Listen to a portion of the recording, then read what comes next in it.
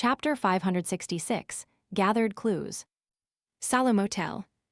Lumion gazed at the red flames in the port district, tuning in to the distant commotion, anticipating potential visitors. Before long, a knock echoed on the door.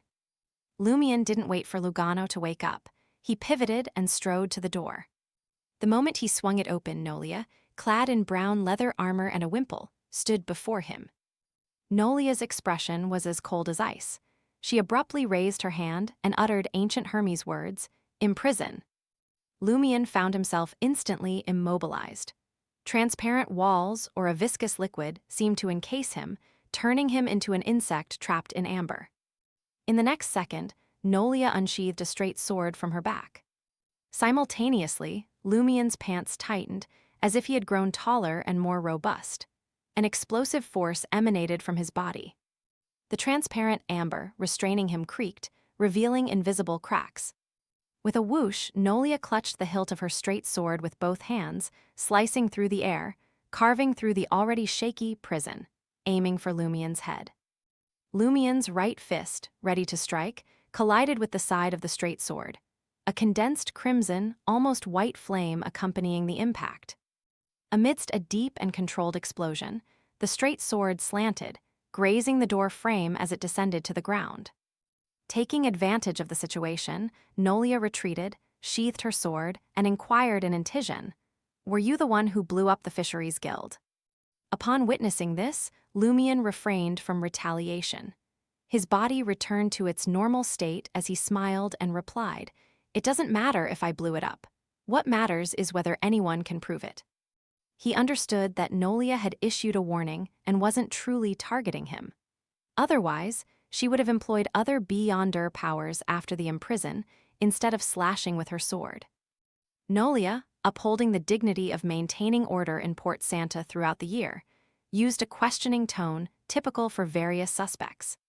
"Why did you go to such lengths? Why did you cause such a commotion?" Lumion turned his head, signaling Lugano, who had awakened at the commotion, to return to sleep in the servants' room. Walking toward the recliner in the living room, he ignored Nolia's question and smiled. "I've discovered something." "Like what?" Nolia entered the suite and closed the wooden door behind her. Lumion motioned toward the divan. "Let's have a seat and talk. I wouldn't want you accusing me of being impolite." Nolia glanced at Lumion and grinned. "What kind of politeness is there, without greeting me, by pressing your cheek against mine?" Her demeanor was direct. Lumion eased into the recliner and responded to the question. "For instance, last year's sea prayer ritual failed." Nolia didn't display surprise. She sat on the edge of the divan, leaning forward slightly to avoid the straight sword on her back from jabbing her. "What else?" Lumion pondered for a moment and casually remarked, "Also, the sea prayer ritual is a marriage to the sea.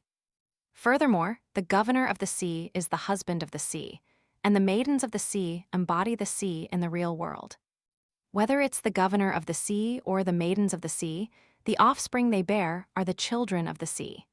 The first one possesses the purest bloodline."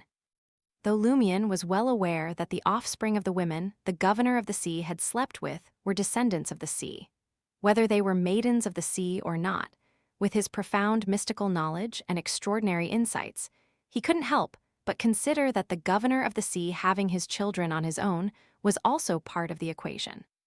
Few, as expected, the more you know, the easier it is to be corrupted. I wouldn't have thought so in the past, Lumion sighed inwardly. Nolia, in surprise and admiration, sighed. "You've made faster progress in your investigation than I anticipated. Most of it pieced together in such a short time. It's been quite a while. My language comprehension charm will expire tomorrow. I wonder how much I'll retain from this enhanced week of study." Lumion grinned and teased, "Don't tell me you think my reputation as a great adventurer was just boasting."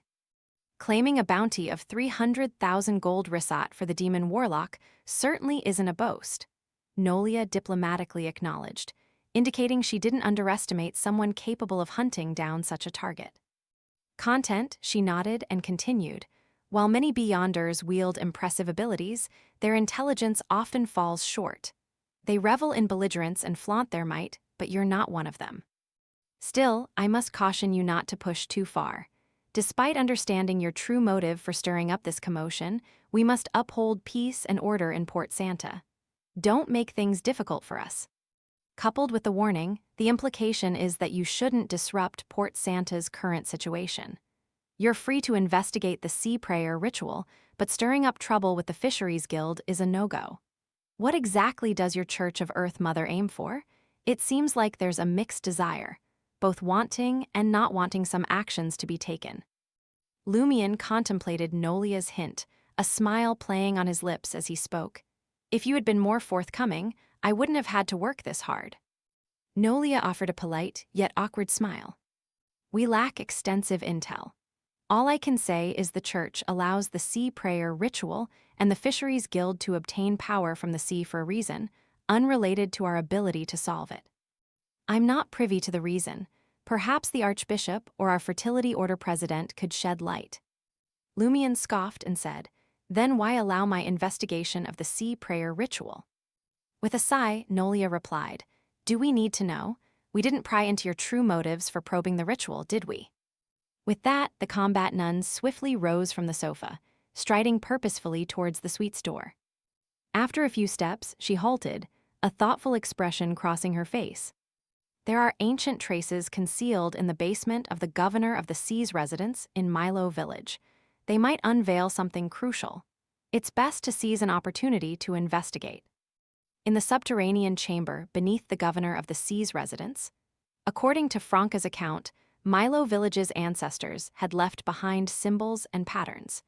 Does Nolia suggest these hold vital information? Is the reason for the Church of Earth Mother knowingly allowing the occurrence of the sea prayer ritual hidden in that chamber? If Juan Oro isn't deceptive or concealing the truth, and isn't engaging in foul play, doesn't that imply that the Earth Mother Church possesses a deeper understanding of Milo Village's ancestors than their own descendants? It makes sense. After all, they once obliterated Milo Village and eradicated the faction of those ancestors. Over the past 1,000 years, there has been no disruption in the legacy, maintaining a prominent position in the real world. Lumion observed Nolia's departure without pressing further. As he returned to the master bedroom, preparing for sleep, the doll messenger dropped a folded piece of paper, swiftly departing without a greeting. Ludwig isn't that repulsive, except for being a bit ravenous and devouring everything, right? Madam Magician does tend to stay up late. She's quickest with her replies at night, Lumion muttered under his breath as he picked up the response. Swiftly unfolding it, he scanned the contents. Your performance in Port Santa has been impressive thus far. I won't interfere or provide excessive guidance. This is a prime chance for you to further digest the Conspirer potion. I've roughly reconstructed that sentence and read it multiple times. It's not in any language I know presently, but what I can confirm is its lack of natural power. However, it possesses a certain energy. Language can possess such energy. What does this imply? It means that during the sea prayer ritual, it can't serve as a sacrificial language or communicate with beyonder items, in simpler terms, the sea. So why does the sea prayer ritual work? The key may lie within the ceremonial ring. There's a high chance it has a distinct appearance, peculiar patterns, strong spirituality, and embedded knowledge. The sentence relies on its pronunciation, structure, and energy to activate the ring, making it functional. If you can recreate the ring's state after the vigil ritual, I'm confident I can decode its specific effects and approximate meaning. That makes sense. When Lotto Gairo recited the words, "We espouse thee, O sea," there were no indications of natural power being invoked. It must serve a different purpose. Lumion gained a deeper understanding of the sea sacrificial segment after reading Madam Magician's explanation. Most of the clues seemed to await his infiltration of the Governor of the Sea's residence. The next morning, Lugano led Ludwig through the streets, grabbing breakfast according to the boy's cravings. Out of nowhere, someone hurriedly passed by, head lowered and seemingly slipped, accidentally bumping into him. Lugano smoothly shifted his body, preventing the person from making contact. He went the extra mile, helping the individual up and hypocritically saying, "Be careful."